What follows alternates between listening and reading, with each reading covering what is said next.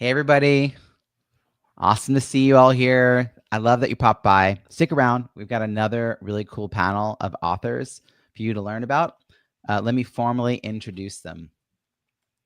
Publishing a book is exciting, but without a clear strategy, it's easy to waste time and money on tactics that just don't deliver. I've seen authors spend thousands on marketing tools or consultants without first identifying their goals, audience, or messaging. And the result? A lot of effort with very little return. And that's why I emphasize building a strategic foundation before making big investments. When you know who your book is for, how it fits into your business, and what success looks like, you can make smarter decisions and avoid costly detours. If you're unsure how to make your book work for your business, or you've already spent money on tactics that fell flat, I invite you to schedule a complimentary 30-minute book launch brainstorming call with me. You can schedule yours at booklaunchbrainstorm.com. Now, let's dive into today's panel, where we're going to have our guests share their real-life stories of what happens when you lead with strategy or don't. First, we have with us today Jacqueline Kucera, who's the author of The Fearless Mind, How Your Human Brain Beats Artificial Intelligence, which has not yet been released at the moment of this taping, but will be participating in our Kindle flash sale this fall. So we'll have her share a little bit more about this brand new book in just a moment. We also have with us today Marcey Rader, who wrote Reclaim Your Workday, Sustainable Productivity Strategies for the New World of Work, a guide for professionals who are done with burnout and ready to take back control. This book offers practical real-world strategies to work smarter, communicate more effectively, and lead with purpose. Please join me in welcoming Jacqueline and Marcey. Jacqueline, I want to start with you. Welcome to the show. Tell us a little bit more about the book and who you had as the intended reader. Yes, hi everyone. Thanks so much, Robbie, for this introduction. Well, actually, the book Fearless Mind, it's a book for those who want to return to clarity, courage, and inner truth in a time when the old frameworks are shifting and where AI is everywhere. So this book is intended really to remember who we are as human beings in a world increasingly guided and disturbed by algorithms and accelerating change, Awesome. Thank you so much. And Marcey, welcome back to the show. You've become one of our regulars. Now we get to dive in a little deeper about your book. But first, give us some context about who your book is for. Yes, my book is written for 3 different levels. And the way that I wrote it is I separated the chapters into email and chat tools, task management, remote and hybrid work, meetings, vacation and time off. And then within each of those chapters, there are levels for individual contributor, manager, and C-suite business owner, because all of those groups are able to do different things as far as moving a culture forward in an effective way. I think that's so interesting. We've never really talked about your decision behind that. What led you to create a book with 3 sort of pathways? It was like a choose your own adventure style versus 3 separate, I guess, much slimmer volumes. Yeah, I think I haven't really thought about it until the last couple of weeks, but that's how I've written all of my books. My first couple of books were on business travel.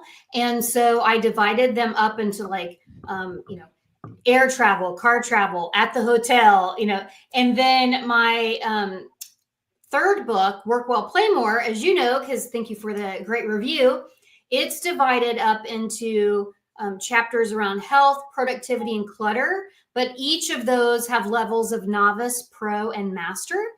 And so when I wrote this one, it just made sense to me because we can do different things. And when we're working with personal coaching clients, they're able to do these, make these kind of shifts. If I'm working with a company where I'm doing consulting, then I can make bigger shifts. And it's kind of like, where we have spaceship view and airplane view and maybe treetop view.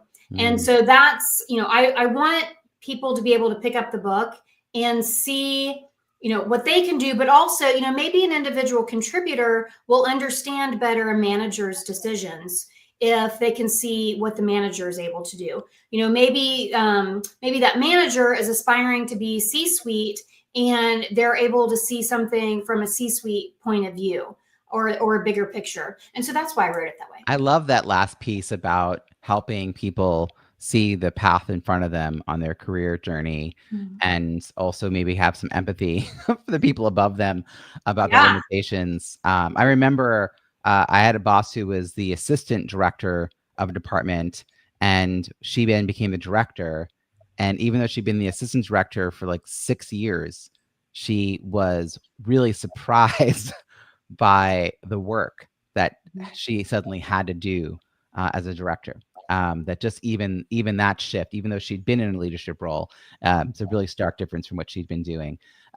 Both of you have multiple books, and I find that really interesting because, you know, in the world of people who think about writing books, there's all these different numbers floating around, but 80 plus people talk about having a book, and only like 1% actually has one. But then it does feel like once you have one, the fears and angst change, and you're more likely to write another one. I never intended to write a second book, and I definitely didn't expect to have 4. So, Jacqueline, I'm curious, like, what's in the evolution for you from the first book? You know, what was the angsty feelings or the messages in your head that you had initially, and when was that? And then how did you sort of evolve over time as an author, deciding to write yet another book? Yes, that's a very interesting question. I started 2 years ago writing my first book. It took me a year, a whole year.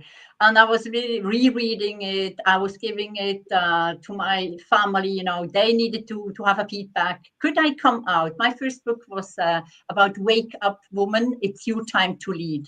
And it's really a 10-step, leadership book, really to start the journey. In the beginning, going back inside of you, and then, succeed. The first book was very difficult. I would even call it like birth, it took me a long time really to publish it then. And because I didn't know what to attend. And then when actually they were printed, I gave them to friends, and say, okay, I have my first book, and I always went out with them, to have lunch or having a longer coffee conversation to have this feedback. When the feedbacks really came back, they were very trusting, they were really touched by the book. That's when I was approached, by my son to write a book for young men or men as well. So I did my second book, which I wrote within a couple of months. Writing, until it got out. It was obviously longer, but then I really was already very structured, and I didn't have this fear any longer. And this third book, I just finished writing. It's very, very fresh, but I had very much confidence in myself. But this confidence only came from really the feedbacks of the readers, and that helped me a lot. Yeah, that journey, that arc is a familiar one for a lot of people listening. I think that first book is often a passion project. I know people who have, written a whole book and even edited a book, and then they stall about whether they want to actually make it public. They don't know whether they want to publish it. And they can, I just actually had a call with someone who's at that point. And she had it in her head she wanted to be traditionally published. And when she learned that was unlikely, because she has like 1,000 LinkedIn followers, not 100,000, she was like, well, now what? Now, what's interesting is that like confusion about paths forward for publishing may also be sort of hiding the angst of putting it out there. And so kudos to both of you for putting it out there. And then you learn and you realize that you kind of find your way through the process. But it must, like, that early reception must have really given you a lot. Like those people who gave you that feedback. It's so wonderful. It's like, I think part of my launch process is collecting reviews in advance of publication. And it comes at a moment where the author has to decide to be public. So getting that early advanced feedback, it really helps them. And I want to know a little more, Jacqueline, about this topic. Is this Fearless Mind? Is this this work around artificial intelligence? Is this part of a larger narrative work that you're doing? Are you speaking, coaching, consulting? Is there a business related to all of it? Yes, indeed. I'm actually a social scientist and a data scientist. So I'm really between two roles, you know. I'm also working for the parliament in Switzerland, where I have like a leading role, also in the context of AI. So I talk a lot about artificial intelligence. We integrate artificial intelligence in our workflows, and I'm talking also as like the founder of So Coach Leadership, my business. In workshops, you know, I'm educating people in regards to AI, which is very important for me. So it's really a hard story because I see many people are so fearful of all around this technology, and I think when we go with confidence into into this topic and saying, you know, the human intelligence actually Right. beats by large the artificial intelligence. Mm. So that's where we can get confident and use it as a tool as any other tool. I love it. Marcey, coming over to you, you know, your newest book, Reclaim Your Workday, came out, I was just double checking, February of 2025. We're recording like 6 months later. So I'm so curious, what was different about the expectations you had for this book than you might have had for your earlier books? Like how did this, like, going in, did you think you wanted to do certain things, and then what was the early reception? Yeah, well, this book is really B2B. I mean, that is where I'm focusing as far as the marketing. And the other books were very much B2C. And so my whole launch strategy was different. Plus, the book world just has evolved so much in even just a few years, because my third book was in 2019. So my big push was one thing I did is that I quoted or mentioned, I think over 50 different individuals or businesses. It's between 30 and 50. I honestly, I can't remember. And within the book. And so then I used that. And when the book became alive, I found where I quoted them or I talked about their business and I flagged it. And there were some companies that I talked about many times because they're companies I work with quite heavily. And so I would have like 20 flags in there and I mailed it to them. Nice. So I made it easy for them to see. And also like, oh my gosh, I mentioned here.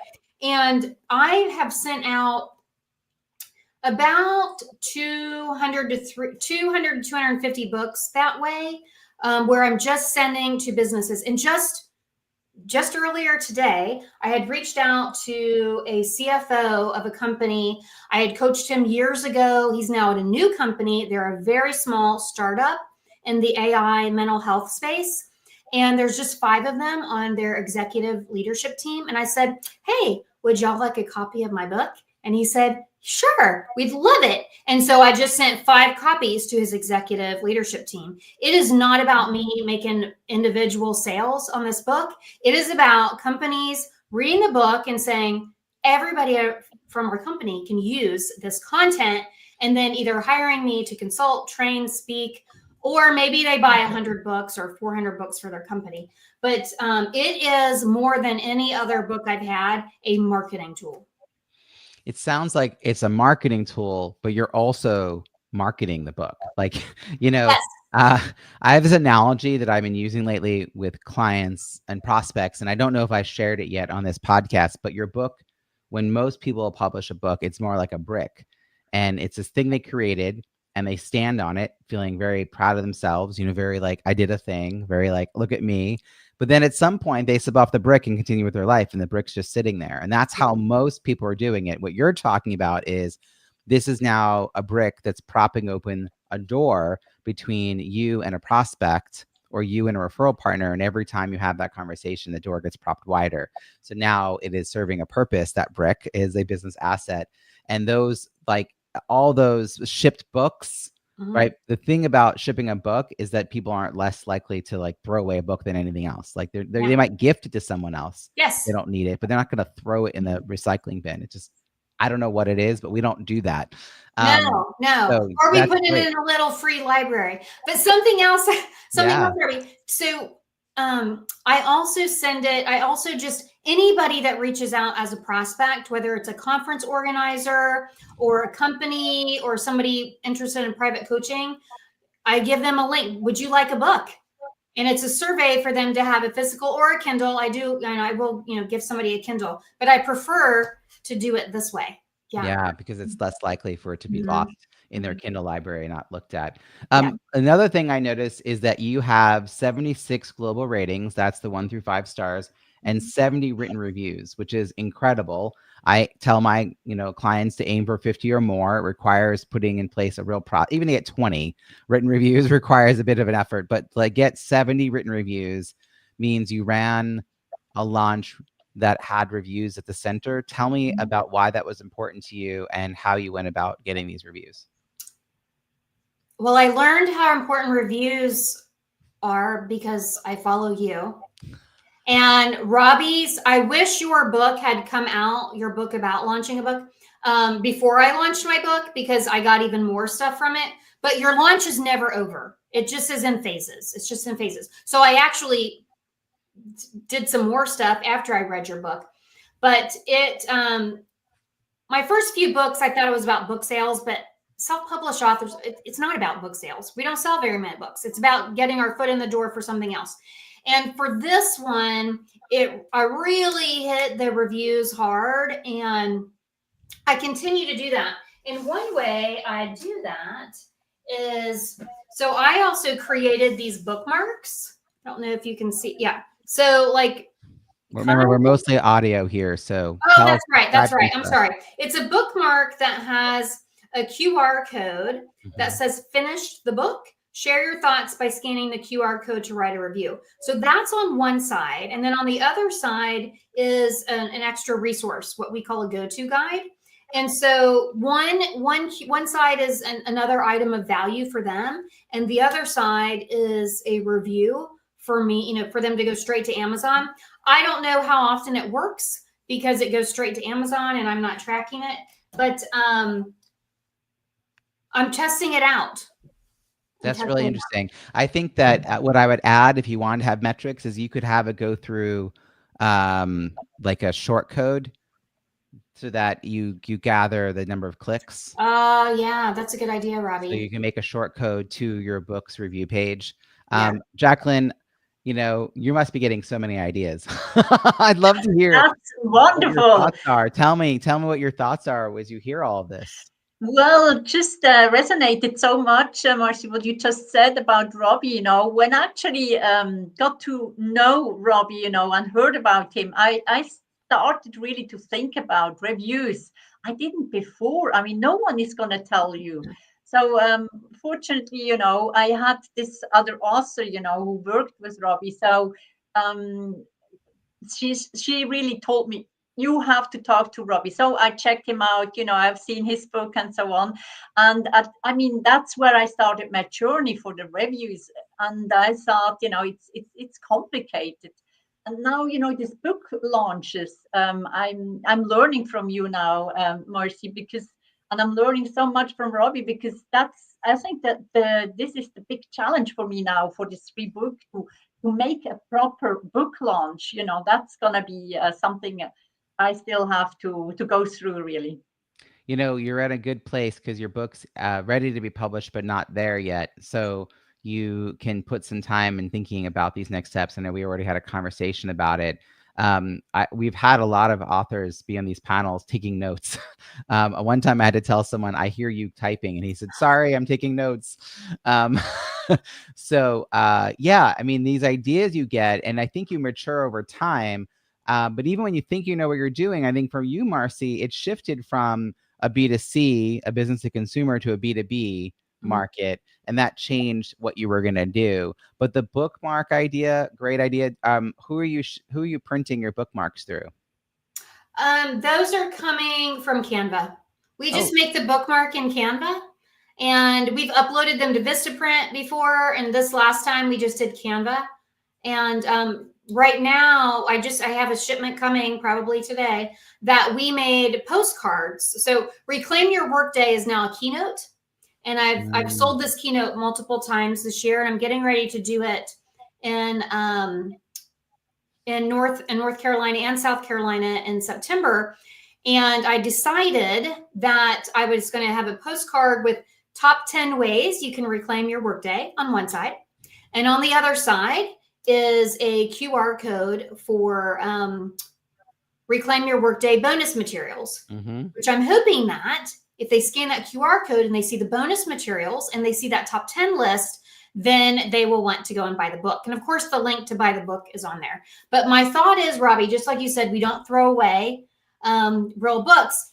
That, you know, a lot of speakers have the QR code up at the end. I'm one of them. For some things, I have a QR code, you know, like go and download this or whatever. And, or you see a lot of things at a conference if you're an attendee. But the postcard I'm actually taking home with me. And 3 days later, or when I'm unpacking my bag, I'm going to be able to pull it out. It's not something that I had to remember. It's not something that was in the conference app that I have deleted on the plane on the way home. I do that myself. You know, it's about having value, right? It's not just an ask, it's an offer. I'm not really asking anything. You're like, here's more material, here's the resources. Yeah, that's great. I think that we should remember, I'm a big fan of business cards for that reason as well. I still use them too. Tangible reminder to do a thing that, you know, if someone's like, can we bump phones? I'm like, I'm not that kind of person. What are you talking about? You know, like, what are we doing here? But like, I think having a physical reminder, postcard, bookmark, business card, these are all really good ideas if you're going in person. Jacqueline, I know for you, you've got a full-time, it sounds like a very big job, honestly. You got a big job, and then you have this other work that you do, and you're speaking kind of in your role. You might also have speaking related to the book. Do you see opportunities for you to go and sell like bulk orders of books as you do presentations? Is that part of your future plan? Well, part of my future plan is initially there weren't really a future plan. You know, I just did it to make people aware of the topic of like leadership, you know, in this disruptive technological era, because I've seen so many people, you know, like don't know how to react really.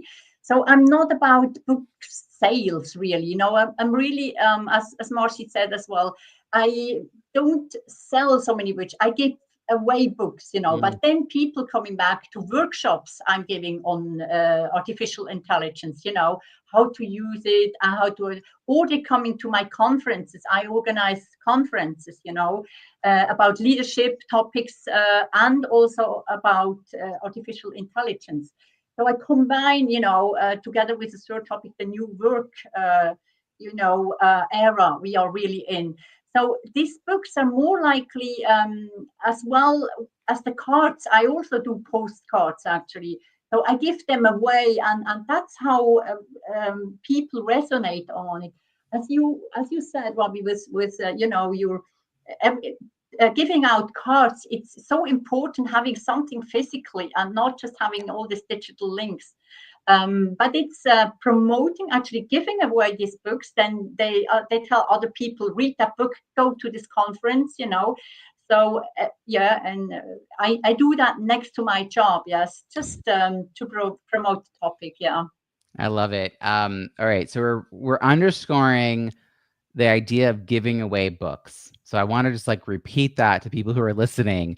And Marcey had the revelation that we should all have, that it's not about making money from individual book sales, that the effort to have a book should be resulting in something much more than like some money from Amazon, that it's leading to something else. And then I also want to emphasize what Jacqueline just said about hosting her own events.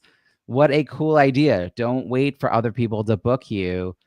Figure out how you can gather people together, whether it's in person in a local or regional way, or it's virtual, which I'm a big fan of, gathering people on Zoom and figuring out how to create those community spaces and having the book be part of the ways you attract people in.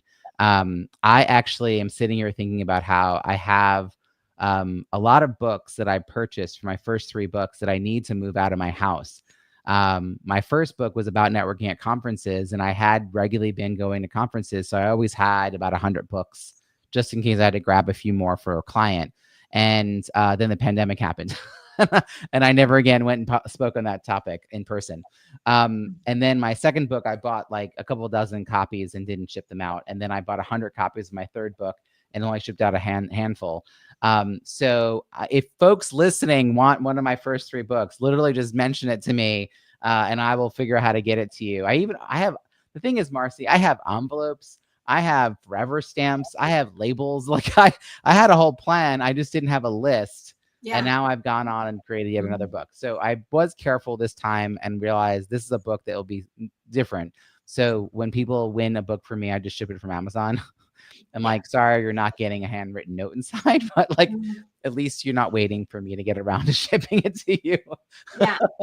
I have to figure out which way to do it. But having a plan in place that doesn't start from scratch, I feel like most people, even the thing you're doing, Marcey, you sent out 250 copies of a book. You have to have a real process in place. Like, do you take all of them and let the post office manage all of it? Do you have like a little weighing station at home? Like, what are you doing to make it happen? Because I think there's a difference between having an idea and executing on the idea. Yeah, I do absolutely have a process. So I use something called Pirate Ship. And if you are in the US, you need to sign up for it stat.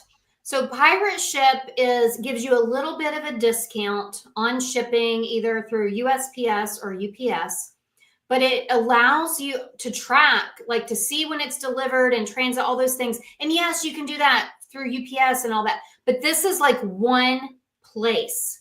And you can save all of your shipping dimensions and things. So I have, depending on what I'm shipping out, I know the exact weight of it and everything. So I just like click, reclaim your workday or work well, play more, or to reclaim your workdays or whatever. And then I have a Polono, Polono. It's like I'm advertising here for Polono, but this thing is awesome to have in your office. It's like this. It's about the size of a shoebox, and it laser prints labels super, super fast. And I print those directly from Pirate Ship.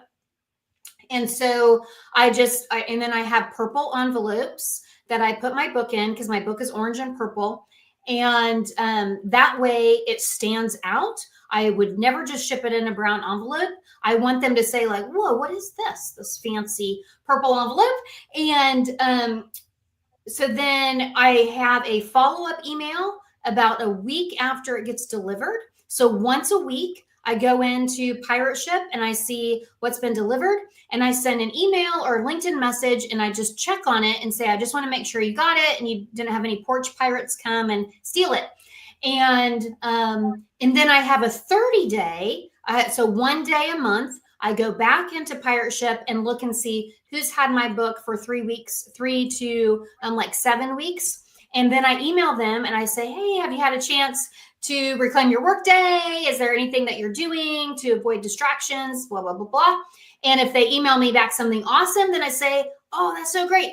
Can you please put that in an Amazon review?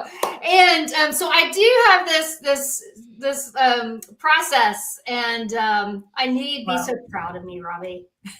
Oh my God. I'm so excited by this. And I love that you gave us really specific granular details like Pirate Ship. I've heard about it multiple times now. I'm definitely going to look into it. It's great for you people in the US. Polono label printer solves a big problem, which is that the price of things keeps changing. Yep. And so I bought all these international forever stamps because at the time 3 was the right price for the book. And 2 years later, it's not. So now I have to do 3 of those pretty stamps. And then I have to find an ugly, doesn't match its cousin stamp to put on this. And I might just be like, oh, I should have just gotten a label printer and like been done with it. So I love that. But it is about simplifying this because otherwise it's wishful thinking. I think that I'm going to just set up a Google form and invite people to list like, say they are interested in one of my books and I'll just ship it to them because if they're not doing me any good sitting in my closet, like I'll eat the cost of the shipping, like whatever, it's fine at this point. Just like get the book out to people. Well, Robbie, why not contact some associations for your networking book?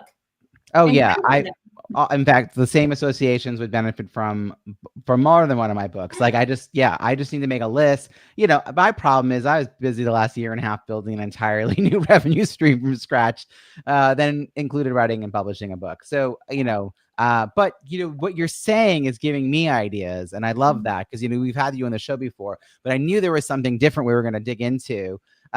Jacqueline, when you were designing your book, because you have all these other ideas, are there giveaways, lead magnets, freebies, bonus content, QR codes, links? Is there something in the book that gets people to sign up for other information from you, get on an email list, get some other content or something like that? Is there like an easy pathway from the book to everything else in the world that you're doing?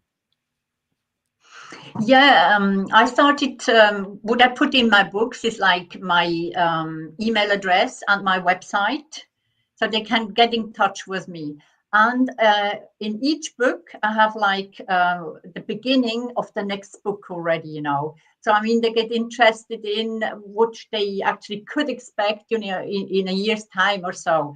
So that's like I triggering them. I have goodies, freebies, like additional texts in it where the context, you know, around the time I've written the book. For example, the first book, Wake Up Woman, It's Your Time to Lead, is like starting in the 60s and to today, and I have like this mini chapters. And now what I'm gonna add is these cards, these 10-step cards, as a freebie, a goodie, which I'm gonna put on Amazon as well, so they get that for free, and I'm gonna make some hope that, you know, I'm gonna trigger people with that. This idea of also introducing the next topic and getting people like primed for what comes next in the dialogue, it creates also a feeling of a through line of a community dialogue around a topic, that they're now part of this ongoing conversation. I really like that. And it shows that you have a commitment to continuing to create good work. I think this is all really cool. As we're wrapping up here, you know, you all have had your highs and lows. There are certain things that have been more challenging. I'm actually kind of curious, Marcey, given that you've now done this multiple times, you've streamlined this piece of the process, like what's the piece that you still felt a little hung up on this go around? Because maybe it was because you had a new audience, you had to figure out a new way of doing things, or was there someone special on your team you had to train? Like, yeah, like what was the challenge, since you've nailed the reviews, you've nailed shipping the books out, leveraging it as an asset? Yeah. I don't know if this is a challenge. It was a disappointment. And I'm putting this out there because I feel like a lot of people don't want to say like something that they were disappointed in because they feel like it reflects on them. But I had, instead of having a launch party, I had like an ask me anything and ask the author anything. And I hardly had anybody come. Or sign up. And, you know, maybe I needed to market it differently. Maybe I should have marketed it more as, you know, providing like content. I mean, I did market it as like, I'm going to provide some things from the book, and then it's kind of an ask me anything. Maybe it was the time of day, you know, I don't know. Because I have a pretty sizable list. And so I was disappointed that I didn't have very many people come. So that was really the only thing, and you know, that was kind of like a wah, wah. Do you have any plans for the 1 year anniversary? Yes, I will do that on my 1 year. Yeah. I think you should start planting seeds in late fall, gathering questions from people and starting to respond to some of those questions on social posts, but tell them that you'll go into more detail during this call. And you're going to like sort of dig into the top, you know, 7 questions that kept coming up during your like listening tour or something. Yeah, that's good. And you could also then use some case studies and just give some people some ideas. Happy to chat offline about how you could talk about this and get people excited. But I think it's also the difference between a launch team list that you specifically guided through a you know, specific process that culminated in an event versus you just sort of sent out a one-to-many message, and you were hoping the one-to-many message was going to land, and sometimes it does, sometimes it doesn't. Yeah, that's a great point, because that was the one thing I didn't really push my launch team for. I had a great launch team. I had about 100 people sign up, and I would say about 70 actually did what they said they were going to, which is great statistic. It's incredible. Yeah. Yeah. And well, they said they were going to write a review. Clearly not 70 wrote a review, but they did download, give feedback, things like this, and share. And now that I'm thinking about it, I didn't really push them to invite people and send that message out. So yeah. But every day that ends in Y is another day to market your book. So whether it's your birthday, the book's birthday, or there's a national whatever day that makes sense. Like I know when National Croissant Day and National Bagel Day are in January, because my first book is about croissants. Yeah, that's perfect. So you can play around with that. Jacqueline, what was a challenge for you in getting this latest book out into the world, since you've had the opportunity to learn from earlier books? The challenge is actually really to set up this launch team now. And I have different ideas. I mean, I was reading and listening to you, Robbie, what you told. I think that's interesting what Marcey just said. It can go, just it can become disappointing. So someone actually had a launch team, but physically invited really people around. And she said, there were many coming. So I'm still, in now, especially when I heard Marcey, that's a little bit my fear also, that no one's turning up. I think we all have this fear. So I'm learning now, and I rethink the whole thing. Maybe I'm gonna do a physical one, which is, like a conference. In between something, launching and conference, giving like goodies away also, and inviting people like that for a launch. But I got rolled this idea, which I think great. I'm going to tell you my favorite way to do a physical event is to tie it to another event that's already planned by somebody else that attracts the kind of people you would want to have at your party. So if you have a conference you go to, or there's a regional meeting, or something's happening in your industry, and you can tack on your launch one of the evenings when there's nothing planned, or grab people during lunch to pull them aside and do something, because now you're going to get people from far and wide, all focused on this topic and coming to your thing. So you get to kind of have the best of both worlds. The problem with the in-person is that it is limited to people willing to drive or get there. So it's a smaller pool of people. And but if you can tie it to something where people are already coming in, that could be really fun. And my friend Jen T. Grace owns Publish Your Purpose, and she goes to a conference every year. And a lot of her authors are there. So she'll organize a gathering at a local bookstore where they'll actually do a panel with the authors, and everyone will invite people who are attending the conference. So lots of ways to kind of leverage those moments. Thanks so much, Robbie. You're welcome. Final question, Marcey, what is the advice you would give someone who's writing a book to help them grow their business? You had so many good little nuggets there. Oh, and I can only give one. Oh, I'm going to give this one because I'm getting ready to do it again, not just to write a book, but book time somewhere away from your house, away from your office. Book 3 or 4 days or a week in a hotel, a cottage, an Airbnb, somewhere that is not your house, dedicated to writing, reviewing, editing, doing your marketing, whatever that is.